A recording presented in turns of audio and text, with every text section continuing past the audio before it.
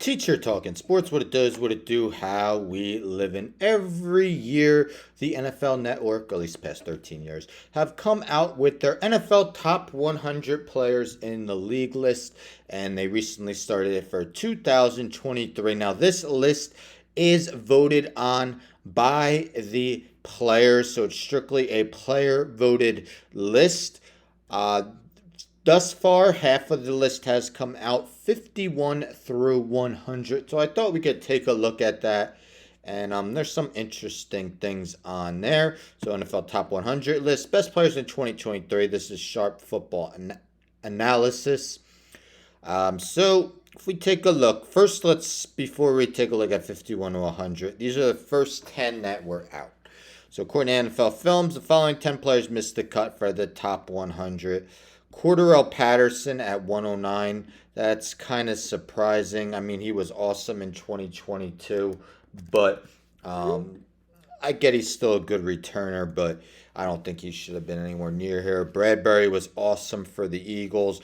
Batonio with the Browns, I think he should have been on here. And let me say that just like kind of how fans kind of underappreciate offensive linemen. They're not glorified. There's no stats really for them. I feel like offensive linemen are also underrated on here. Alvin Kamara wasn't his best season. Maybe suspended to start the year. And DK Metcalf just missed out. So let's look at 100 to 51. Let's look at something. So the first thing that popped in my head is that Trevor Lawrence barely made the list. You see, 96th overall. Quarterbacks ahead of him. Justin Fields, 86th. I am sorry. I don't see how you could put Justin Fields over Trevor Lawrence right now. Trevor Lawrence had an awesome sophomore season. As dynamic as Justin Fields was, nearly broke the single season rushing record for quarterbacks. No. I mean, there was a reason the Bears had the first overall pick before they traded it. Justin Fields still has a lot of work to do as a passer. No excuses this year now that he's got his number one DJ Moore in tow, who they got in that trade. So I don't see how you could put Fields over him. And Geno Smith, 77th. So, yes, Geno Smith easily at his best season of his career last season. But, again, I don't see how you could put him over Trevor Lawrence. Trevor Lawrence also won a playoff game in his second season. Geno Smith, his team got thoroughly dominated by the 49ers.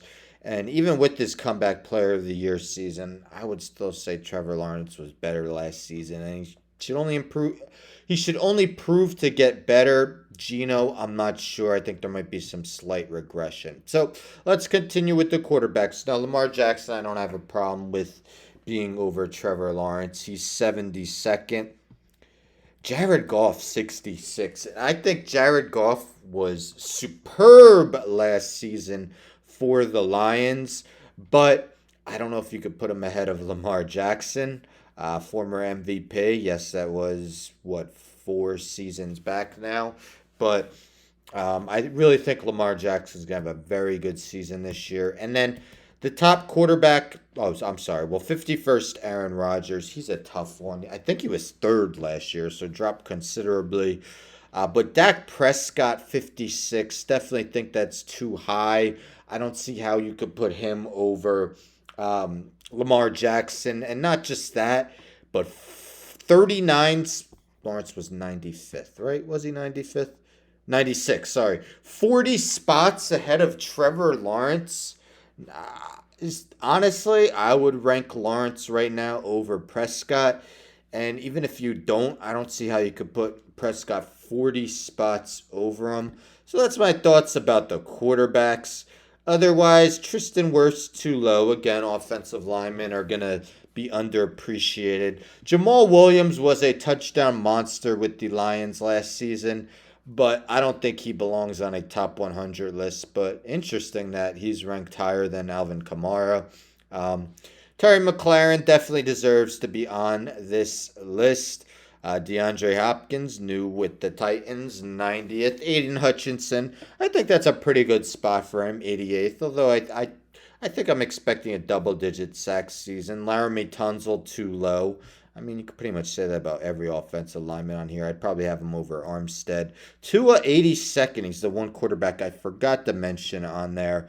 Very tough guy to rank because if you knew you were getting, let's say, at least 14 games from him, he'd probably be closer to 50. You just don't know, though. Tariq Woolen had an awesome rookie season for the Seahawks. Trey Hendrickson quietly puts up double-digit sacks nearly every season. Joey Bosa, another guy who probably would have been a lot higher if he didn't have his injury woes.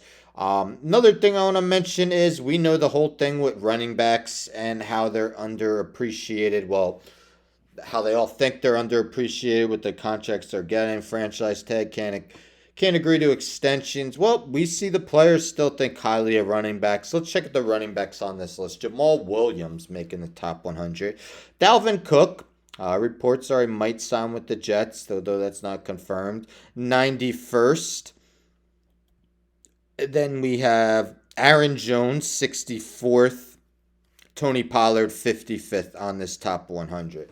So you got to think top 50. You're probably going to see McCaffrey, Jonathan Taylor, Saquon Barkley, Nick Chubb. So the players still think highly of the running backs, and if you wonder if they could go into contract negotiations, like look what the players think of me. I'm, ranked 20th, 25th best player, and you want to pay me as the 150th best. But anyhow, I think Mike Evans might be a bit too high, 53rd. Not sure I would have put him over Deebo Samuel or Amon-Ra St. Brown. Amon-Ra St. Brown, just, incredible reception numbers. Garrett Wilson, 74th.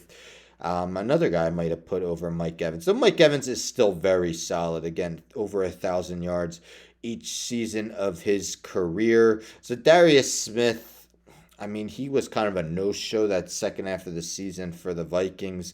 I probably would have had Aiden Hutchinson over him. But those are 51 to 100. I'm not going to go over all of them. Jordan Poyer was hurt much of last season. Ahead of Justin Simmons, that's interesting. Trayvon Diggs, another tough guy to rank, but he did just get his extension. But what do you think? Do you agree with me that Trevor Lawrence should not have been behind some of the quarterbacks that he was behind? Also, Bobby Wagner, 62nd. I'm looking at it. Definitely deserves that. It was a great 1 year for the Rams, but went under the radar because the Rams struggled so much. He's back with the Seahawks. But yes, I do think Trevor Lawrence ranked way too low. The offensive linemen are really always ranked too low in these. Don't get shown the love that some of the other positions get shown, even though arguably the second most important position, offensive tackle, edge rusher, you could have a debate on which is more important.